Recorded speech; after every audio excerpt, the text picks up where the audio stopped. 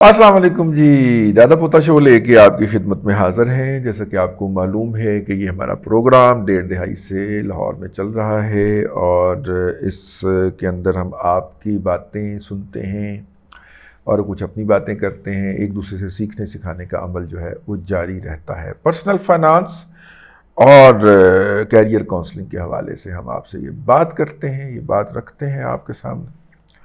تو آپ ہمیں اپنا فیڈ بیک دیا کریں، ہم آپ کو اس کے حوالے سے جو بھی اسسٹ کر سکتے ہوں گے کیے گئے۔ یہ لرننگ جو ہے وہ یہ دو طرفہ پروسیس ہے، کچھ ہم آپ سے سیکھتے ہیں، کچھ آپ ہم سے سیکھتے ہیں، اور ہم یہ سنت تازہ کرنے کی کوشش کرتے ہیں اپنے آقا صلی اللہ علیہ وسلم کی کہ آپ کو ایک لفظ بھی آتا ہے تو دوسرے کو بتاؤ، سمجھاؤ۔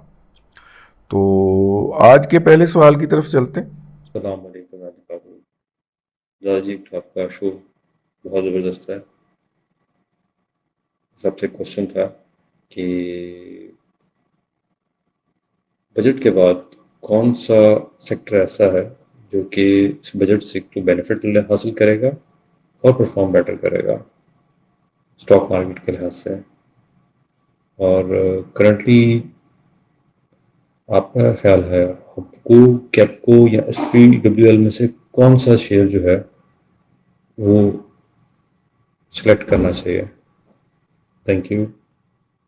دیکھیں، میں تو ہبکو کا حامی ہوں جی، جو اس نے پے آؤٹ دیے ہیں گزشتہ کم از کم 2 سالوں کے اندر، میں تو اس کا حامی ہوں کہ اس کو سلیکٹ کرنا چاہیے۔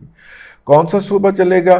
بھائی جان، شعبہ چل چکا ہے اور وہ ہے ایگریکلچر۔ ایگریکلچر نے جو بمپر کراپ نکال کے ماری ہے، اور اس کے بعد جس طرح کی بمپر کراپس آ رہی ہیں، تو ایگریکلچر انپوٹس کا شعبہ بھی چل چکا ہے، یعنی ایگریکلچر کا بھی، ٹریکٹر وغیرہ کا بھی، اور ایگریکلچر آؤٹ پٹ کا بھی شعبہ چل چکا ہے، جس کے اندر زیادہ تر یہ کھانا بنانے والی چیزیں جو ہیں ان کے شیئرز آتے ہیں۔ اب وہ کھانا بنانے والی چیزیں کمپنیاں جو ہے وہ اپنے ٹیکنیکلز کے اندر شکار ہوں تو اس کا ہم کچھ کر نہیں سکتے، لیکن بہرحال یہ ہے۔ دوسری بات ہے یار، تھوڑا جا اچھی بول لیا کرو تسی، تھوڑی مہربانی ہے یار، بڈھے ہو گئے نہیں سنائی دینا ہوں۔ جتنی کی بات آپ کی مجھے سمجھ آئی ہے وہ میں نے عرض کر دی، ٹھیک ہے؟ تو ایڈے دلیپ کمار بڑھن دی بھی کی لوڑ ہے ویسے۔ تو اگلا سوال جی۔ جی السلام علیکم جی، دادا جی کیا حال چال ہیں آپ کے؟ میرا نام وقاص ہے، میں لاہور سے بلانگ کرتا ہوں۔ میں نے آپ کا کچھ دن پہلے یہ ایک ٹیلنٹ میں جو آپ پروگرام کرتے ہیں عمران چکر صاحب کے ساتھ، وہاں پہ میں نے سنا ہے آپ نے کہا ہے ایک جملہ اس میں کہ پاکستان جون میں آئی ایم ایف کے وہ جو ہمارا جو پروگرام چل رہا ہے اس میں سے باہر نکل جائے گا۔ اگر پاکستان اس میں سے باہر نکل جائے گا تو آگے اس کے کیا معاملات جائیں گے پاکستان کے؟ شکریہ، ذرا اس پہ روشنی ڈالیے گا ذرا کائنڈلی۔ میں یہ کل کے پروگرام میں کہہ چکا ہوں، اگر آپ نے کل کا ہمارا پروگرام وہ نہیں سنا تو وہ سن لیجئے، میں نے پوری تفصیل کے ساتھ بیان کر دیا ہے۔ میں نے اس کے اوپر ایک ولاگ بھی کر چکا ہوں، بلکہ وہ بھی آپ سن لیجئے جا کے۔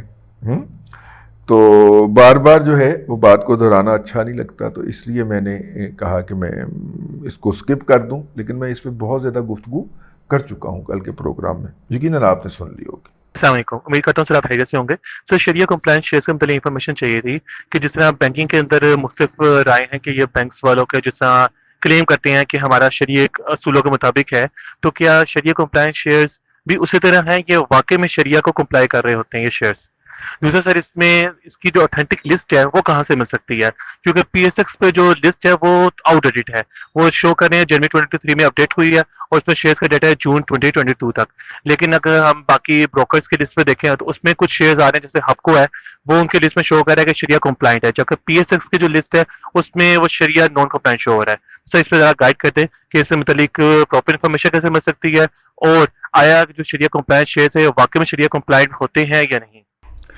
دیکھیے، بات سنیں، یہ آپ اس کو زیادہ اپنے ذہن کے اوپر طاری نہ کریں فرمائیں۔ پہلے میں آپ کو یہ بتا دوں کہ شریعہ کمپلائنس کیا ہے، کیسے پتہ چلتا ہے کہ یہ شیئر شریعہ کمپلائنس ہے کہ نہیں۔ اس کا ایک شریعہ آڈٹ ہوتا ہے، ٹھیک ہے؟ اب آڈٹ جو ہوتا ہے، شریعہ آڈٹ جو ہوتا ہے وہ سال کے بعد ہوتا ہے، سال کے سال ہوتا ہے، ٹھیک ہے؟ اور اس سال کا پورا جائزہ لے کے اس کو سرٹیفکیٹ دینے یا نہ دینے کا فیصلہ کیا جاتا ہے، ٹھیک ہو گیا؟ تو اب اگر وہ اچھا، پھر آپ اس کے ویب سائٹ پہ جائیں گے اور وہاں پہ اس کا شریعہ ایڈوائزری کمیٹی یا شریعہ ایڈوائزری بورڈ یا شریعہ اس کا جو آڈیٹر ہے وہ پڑھیں گے کہ وہ کون ہے. اگر آپ بہت ہی مین میخ نکالنا چاہ رہے ہیں تو اس ایڈیٹر کو ای میل لکھ دیں کہ جناب یہ شیئر جو ہے یہ اس دفعہ اس کا شریعہ کمپلائنس کی سٹیٹس نہیں آ رہا، تو کیا آپ نے ان کو یہ سرٹیفکیٹ نہیں دیا، وہ آپ کو بتا دیں گے. وہاں پہ جو ایڈوائزر ہوتے ہیں ان کو بھی میرے خیال ان کے نمبر بھی لکھے ہوتے ہیں ویب سائٹ کے اوپر، آپ اس نمبر پہ کال کر سکتے ہیں ان کو، اس حوالے سے ان سے پوچھ سکتے ہیں.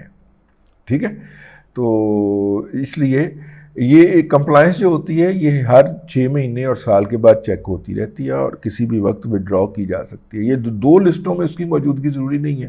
وہ اگر ایک لسٹ میں بھی موجود ہے اور ان کا ایڈوائزر کہہ رہا ہے کہ جناب ہم اپ ٹو دا ڈیٹ ہیں، تو پھر آپ کو اس ایڈوائزر کی بات مان لینی چاہیے. ٹھیک ہے جی. ہاں یہ ایک آڈٹ ہوتا ہے، وہ آڈٹ کرتی ہے کمپنی. کوئی کمپنی پہلے آفر کرتی ہے کہ جی ہمیں شریعہ سرٹیفکیشن چاہیے، تو وہ کہتے ہیں ٹھیک ہے ہم آئیں گے، آپ کے کھاتے چیک کریں گے. پھر ان کے ماہرین آتے ہیں، اکاؤنٹنٹس آتے ہیں، وہ ان کے کھاتے چیک کرتے ہیں، ان کی بوروئنگ کے یہ وہ سارا کچھ ڈیٹس لائبلٹیز وغیرہ ساری چیک کرتے ہیں، اور پھر اس کے بعد وہ سرٹیفکیٹ جاری کرتے ہیں. السلام علیکم دادا جی، کیا حال ہے؟ میں ماجد ساہیوال سے بول رہا ہوں. میرا سوال یہ تھا کہ جس طرح CDC سب اکاؤنٹ بروکر کے کنٹرول میں ہوتا ہے، کیا میوچل فنڈ بھی CDC سب اکاؤنٹ کی طرح ہوتا ہے یا CDC کی طرح مکمل سیف ہوتا ہے اور ہمارے کنٹرول میں ہوتا ہے؟ جی نہیں، میوچل فنڈ ہمارے کنٹرول میں بالکل نہیں ہوتا، نہ ہی ہمیں کنٹرول میں رکھنا ہوتا ہے. ٹھیک ہے، انہوں نے میوچل فنڈ کی ہمیں رسید دے دی تو وہ اتنی انویسٹمنٹ اس کے اندر ہماری ہو گئی، طے ہو گئی، نظر آ گئی. ٹھیک ہے نا، اس لیے میوچل فنڈ نہیں ہوتا. ٹھیک ہے نا. ہاں تو اب جو ہے اللہ آپ کا بھلا کرے، اپنا میوچل فنڈ جو ہے وہ تو کچھ نہیں بیچتا اس کے سامنے. میوچل فنڈ الگ ہے، سب CDC سب اکاؤنٹ الگ ہے. میوچل فنڈ میں تو ہم ان کو ذمہ داری دے دیتے ہیں نا، اسٹاک مارکیٹ میں انویسٹ کرتے ہیں تو کون سا شیئر خریدنا کون سا بیچنا یہ ہماری مرضی. ٹھیک ہے، وہ بروکر جو ہے وہ نفع نقصان کا ذمہ دار نہیں ہے، ہمارا فیصلہ ہے. لیکن جو میوچل فنڈ میں انویسٹ کرتے ہیں ہم کہتے ہیں جہاں پہ مرضی لگاؤ، جتنا مرضی لگاؤ، ہمیں پیسہ کما کے دو. تو یہ 2 فرق ہے. اس لیے میوچل فنڈ والی اس کے اندر ہمیں اس شیئر کی کسٹڈی رکھنی نہیں ہے. جو میوچل فنڈ جو بھی خرید رہا ہے خریدتے جائے، ہمیں تو میوچل فنڈ نے پروفٹ کما کے دینا. السلام علیکم، محمد عمیر بات کر رہا ہوں شیخ پورہ سے. دادا جی میرا آپ سے سوال یہ ہے کہ یہ جو گورنمنٹ کی نوکری حاصل کرنے کے لیے حکومت نے طریقہ کار بنایا ہے، یعنی پبلک سروس کمیشن کا ٹیسٹ پاس کرنا، تو کیا یہ پاکستان کے علاوہ کسی اور ملک میں بھی اس طرح کا طریقہ کار ہے؟ دوسرے نمبر پر یہ بہت ہی عجیب و غریب ٹیسٹ ہے. مجھے یاد ہے لاسٹ ٹائم میں نے جب یہ ٹیسٹ دیا تھا اس کے اندر ایک سوال آیا تھا کہ 1992 میں امریکہ کی مس ورلڈ کون تھی، اور نیچے 4 آپشن دیے ہوئے تھے. تو یہ تو ایک قسم کا منی CSS ہے. تو اس کے بارے میں آپ کا کیا خیال ہے، یہ کس طرح ہو سکتا ہے؟ یہ پاس 40 مارکس اس کے پاسنگ مارکس ہیں، لیکن یہ ہے کہ یہ انٹرویو کی کار ہی نہیں آتی، اس کا میرٹ ہی اتنا آئی ہے. اور دوسرا اس کے اندر جو ہے نا وہ نیگیٹو مارکنگ ہے. یعنی یہ تو آپ کا ایک کویشچن صحیح ہے، تو جو اگر آپ نے اگلا کویشچن غلط کر دیا ہے تو آپ کے پچھلے کے نمبر بھی کاٹ لیے جائیں گے. اور دوسرا یہ کہ اس کے جو ہے نا وہ اسکینڈلس بھی کافی آئے ہیں. جو لوگ ٹیسٹ پاس کرتے ہیں وہ سنا ہے ان کو واٹس ایپ پر پیپر جو ہے نا وہ لیک آؤٹ ہوتا ہے. تو اس کے بارے میں بھی نا تھوڑا سا گائیڈ کر دیجیے گا کہ اس کے اندر کیا اس کے اندر کوئی میرٹ نام کی کوئی چیز ہے کیا، یا پھر اسی طرح یہ نا پاس ہوگا. اس کے کائنڈلی اس پر جو ہے نا بڑے بلب سے روشنی ڈالیں. اور دوسرا یہ کہ یہ پبلک سروس کمیشن جو ہے یہ MPhil اور PhD لوگوں کا جو ہے نا وہ انٹرویوز کرتا ہے، جاب دیتا ہے، اور اس کا جو سربراہ ہے وہ FA پاس ہے. بہت شکریہ. آپ نے ساری باتیں تو کہہ دی ہیں، میں تے بڑے بلب وچ روشنی کی پانا. ٹھیک ہے، اور ظاہر ہے کہ وہ لوگوں کو وہاں پہ اکوموڈیٹ کیا گیا تھا سیاسی ضروریات کے باعث، اور اس وجہ سے وہ لوگ جو تھے وہ وہاں پہ اس طرح کی حرکتیں کرتے ہوئے پائے جا رہے ہیں. کوئی متعلقہ صاحب اس کو سن رہے ہوں تو وہ اس پہ توجہ ضرور فرمائیں. ٹھیک ہے جی. شیخ پورہ سے اس میسج کے بعد ہم اگلا میسج لیں گے. یہ اب ہم 30 تاریخ کے اس پہ پہنچ گئے ہیں۔ 30 تاریخ کا جو ہے نا ہمارا اس کے اوپر پہنچ گئے ہیں۔ آپ نے یہ بات نوٹ رکھنی ہے۔ آج کا اگلا میسج۔ السلام علیکم دادا جی، میرا نام سفیان ہے۔ میں تقریباً 2015 سے آپ کے پروگرام کا لسنر ہوں اور 2-3 مرتبہ آپ سے آپ کے آفس میں ملاقات بھی ہوئی ہے۔ کچھ عرصہ پہلے آپ نے اپنے پروگرام میں ذکر کیا تھا اصل لیدر کے جوتے جو ہمارے پاکستان میں بنتے ہیں، اس کی انٹرنیشنل ایکسپورٹ کے حوالے سے، اور جیسا کہ آپ کو پتہ ہے کہ مارکیٹ میں جو ایک فریش گریجویٹ کو جو مارکیٹ آفر کرتی ہے، تو اس حوالے سے آنے والے وقت میں جو ایک فریش گریجویٹ بچہ ہے، جب وہ یعنی جو حالات ہیں اس حساب سے یعنی اس کے لیے آگے فیملی کو سپورٹ کرنا اس انکم میں تو مطلب امپاسبل ہوتا جا رہا ہے۔ تو اس حوالے سے اگر ایک فریش گریجویٹ ہے اس کو اگر اس کاروبار کی طرف مائل کیا جائے تو اس کے لیے جیسا آپ نے بتایا تھا کہ کسی ایسی دکان سے بچے کو شروع کرنا چاہیے جو لیدر کے اندر کام کرتے ہوں،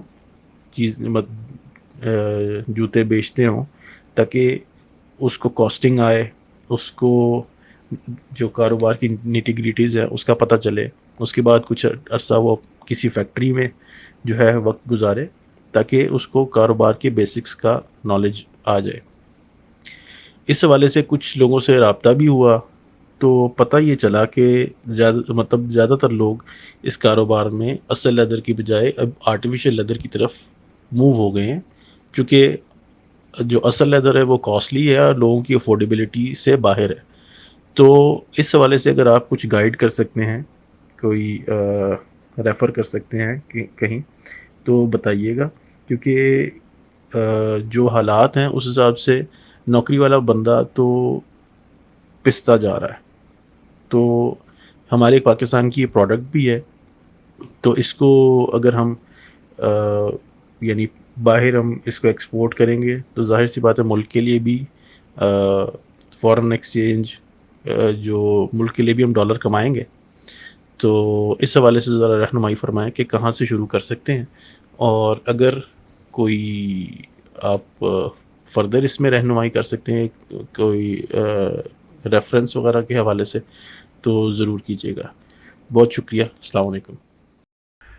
دیکھیے، آپ میرے آفس بھی تشریف لائے تھے، ہم نے اس پہ بڑی ڈیٹیل سے گفتگو بھی فرمائی تھی، اور اس میں ہم نے اس کے اوپر گفتگو بھی فرمائی تھی، اور بڑی ڈیٹیل کے ساتھ اس وقت بھی ہم اس نتیجے پہ پہنچے تھے کہ جی میرے پاس تو ریڈی ریفرنس کوئی نہیں ہے، آپ مارکیٹ میں جائیں اور وہ کریں، تلاش کریں۔ اور سعودی عرب سے ماشاءاللہ آپ تشریف لائے تھے، آپ کھجوریں بھی لے کے آئے تھے، آپ پرفیوم بھی لے کے آئے تھے، اور آپ والا پرفیوم میں ابھی تک استعمال کر رہا ہوں، دیکھو میں ابھی تک استعمال کر رہا ہوں۔ عطر تھا، پرفیوم نہیں تھا، عطر تھا، آپ سعودی عرب سے بڑی محبت کے ساتھ لائے تھے اور میں ابھی تک استعمال کر رہا ہوں۔ اور اس وقت بھی ہماری گفتگو جو تھی، جو ہم نے آدھا پونا گھنٹہ اکٹھے گزارا تھا، وہ اسی پہ ہی ٹوٹی تھی کہ یہ ریفرنس آپ کو خود تلاش کرنا ہے، ٹھیک ہے؟ یہ جو ریفرنس کا تلاش ہوگا یا جو جگہ کی تلاش ہوگی، یہی جب وہ بچہ اس میں سے نکلے گا، اس کو کسی جگہ پہ بٹھایا نہیں جائے گا تو پھر وہ ساری زندگی مار نہیں کھائے گا، ٹھیک ہے؟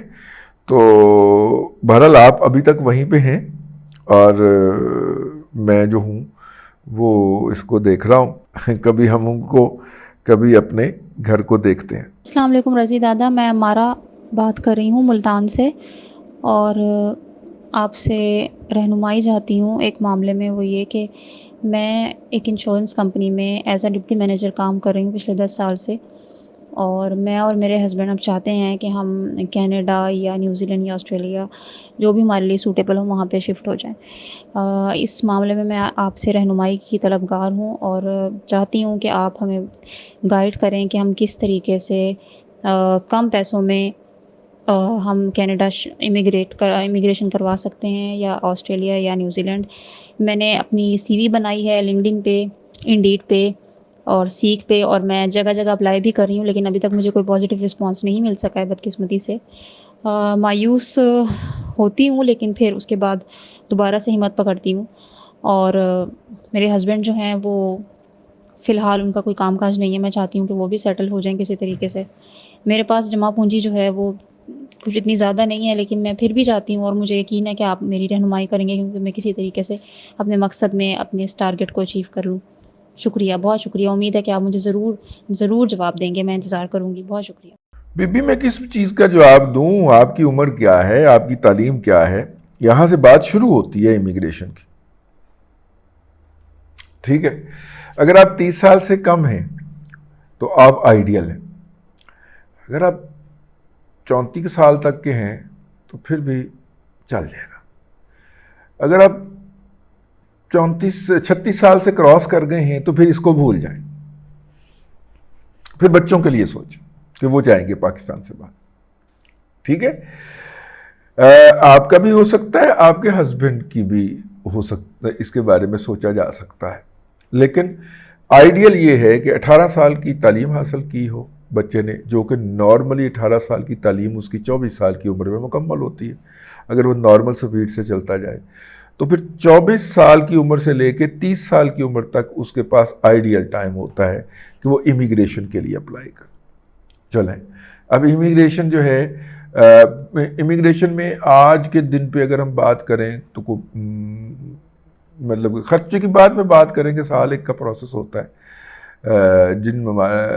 نیوزی لینڈ وغیرہ کو تو بھول جائیں، وہاں پہ تو بہت ہائی کوالیفائڈ لوگ لیتے ہیں، کینیڈا وغیرہ لے لیتے ہیں۔ ایک تو یہ بات ہے۔ دوسری بات یہ ہے کہ آسان ترین اور سستا ترین جو طریقہ ہوتا ہے وہ اسکالرشپ ہنٹنگ کے اوپر باہر جانا ہوتا ہے، ٹھیک ہے؟ اور اسکالرشپ جو ہیں، جو ATC کا اسکالرشپ ہے ہمارا، ہنگیرین اسٹائپیڈیم والا جو ہنگری بھیجتا ہے آپ کو، اس کے اوپر تو بچ گیا ہوا بہت ذرا رش۔ اور بھی جو یورپ کے انڈر گریڈس کے اسکالرشپ ہے، آپ کی آواز سے لگتا ہے کہ آپ اگر ہوں گی بھی تو پوسٹ گریڈ کی اسٹوڈنٹ ہوں، تو پھر پوسٹ گریڈ کے لیے آپ تلاش کریں۔ HEC کے اسکالرشپ پہ پوسٹ گریڈ پہ کمپٹیشن کم ہوتا ہے، خاص طور پہ ماسٹر کے اسکالرشپ کے اندر، یا لوگ PhD کے لیے جانا چاہتے ہیں یا BS کے لیے جانا چاہتے ہیں، ماسٹر کے لیے کوئی نہیں جانا چاہتا۔ گورا تو بالکل بھی ماسٹر نہیں کرتا، تو ان کو ضرورت ہوتی ہے ہمارے بچے جا کے ان کے اس کلاس کے اندر پڑھیں، تو وہ مختلف اسکالرشپس اویلیبل ہیں، ان کے اندر اپلائی کریں۔ وہ جب آپ کا موڈ بنے گا تو ہم اس حوالے سے بھی آپ کی بات سنیں گے اور اس کے اوپر کچھ بات چیت کریں گے۔ تو مایوس نہیں ہونا، کچھ نہ کچھ تو ہو ہی جایا کرتا ہے، آپ صرف کوشش کرتے رہیں۔ ہمارا کام، ہمیں صرف کوشش کرنے کا حکم دیا گیا ہے، نتائج کے ہم مکلف نہیں ہیں۔ ہم خواہش کرتے ہیں، خواہش کے لیے کوشش کرتے ہیں، اگر وہ خواہش اگر وہ چیز ہمارے حق میں بہتر ہوتی ہے وہ ہمیں عطا ہو جاتی ہے، اگر وہ بہتر نہیں ہوتی تو ہماری محنت رکھ لی جاتی ہے، رب تعالیٰ کے ہاں محفوظ ہو جاتی ہے، اور جو ہے وہ ہمیں اس میں ناکامی عطا فرما دی جاتی ہے۔ محنت جو رکھ لی جاتی ہے وہ ہمیں کسی دوسری جگہ کے اوپر، کسی دوسرے شعبے میں اس کا اجر عطا کر دیا جاتا ہے، کیونکہ وہ مثقال ذرۃ خیر یرہ، یہ میرا ایمان ہے۔ اور میں نے اپنی زندگی میں یہ چیز ہوتے ہوئے دیکھی ہے، کیونکہ مجھے بہت بچپن کے اندر میرے والد صاحب نے یہ سمجھایا تھا کہ بیٹا جو بھی کام کریں اس بات سے قطع نظر ہو کے کیجئے گا کہ آپ کو اس کا افزانہ کیا مل رہا ہے۔ اگر آپ یہ سوچ کے کام کریں گے کہ میں محنت کر رہا ہوں اور اس کو پتہ ہے کہ میں خلوص نیت سے محنت کر رہا ہوں، تو پھر وہ آپ کو اس کا اجر دے گا ضرور۔ اس شعبے میں نہ ملا کسی اور شعبے میں مل جائے گا، اس شعبے میں نہ ملا کسی اور شعبے میں مل جائے گا۔ میں اس کی مثال یوں دیا کرتا ہوں کہ آپ کو اگر کروڑ روپے مہینے کی سیلری مل جائے اور آپ کا بچہ جو ہے وہ ڈسیبل ہو، تو کروڑ روپے نو چولہے چ پانا ہے، ٹھیک ہے نا؟ آپ کے صحت مند بچے ہیں، آپ کے جو ہیں وہ فیتھفل ہسبینڈ ہیں، تو اس لیے تھوڑا سا میرا مطلب ہے کہ وہ محنت کرنا ہمارا کام، ٹھیک ہے؟ اور وہ محنت یہ بھی یقین اور پورے ایمان کے ساتھ کریں کہ اگر اس میں مجھے ناکامی ہوتی ہے تو اس محنت کی کمپنسیشن میری اس کھاتے کے اندر لکھی گئی ہے، وہ کسی اور شعبے میں مل جائے گی۔ اور ملتی ہے. میں آپ کو اس پہ گھنٹوں لیکچر دے سکتا ہوں. محنت ملتی ہے. ایک اپنا رب کے اوپر معاملہ چھوڑتے ہوئے اصرار کیجئے کہ اس کے ساتھ آپ نے نپٹنا ہے. میں نہیں نپٹ سکتا اس کے ساتھ، اور مجھے دکھانا بھی ہے. پھر کافی ہو جاتا ہے اس کے لیے. جو آپ کے ساتھ زیادتی یا ظلم کر رہے ہوں، آپ صرف ہتھیار پھینک دیں اور اپنی بے بسی کا اظہار کر دیں، اور پھر اس کی طرف دیکھیں بھی نہ، اس کی طرف سوچیں بھی نہ کہ میں تو اتنا نہیں نپٹ سکتا، تسی نپٹو. پھر میرا رب تعالیٰ بہت ستھرے طریقے سے نپٹتا ہے. ایک یہ بات، اور دوسری یہ بات کہ آپ ذرا کام کر کے دیکھیں محنت کے ساتھ، دیکھیں پھر اس کا اجر کیسے آتا ہے. آپ کو لگے گا دفتر میں میری ایکسپلائٹیشن ہوتی ہے، سارے کام میرے اوپر ڈال دیے جاتے ہیں، ٹھیک ہے، لیکن اگر آپ کی نیت یہ ہے نا کہ میں یہ کام کر رہا ہوں اس کے لیے، ٹھیک ہے، اس کے حضور، اور اسے پتہ ہے کہ میں کتنی محنت سے اور دیانتداری سے کام کر رہا ہوں، مجھے اسی سے اس کا اجر چاہیے. وہ بندوں کو گردن سے پکڑ کے آپ کا اجر دلوائے گا. ایسے ہی میں جذباتی ہو گئے. آج کے دادا پوتا شو سے اتنا ہی. اگلے دادا پوتا شو میں پھر ملاقات ہوگی. اللہ تبارک و تعالیٰ آپ کو آسانیاں عطا کرے اور آسانیاں خلق خدا میں تقسیم کرنے کی توفیق عطا کرے.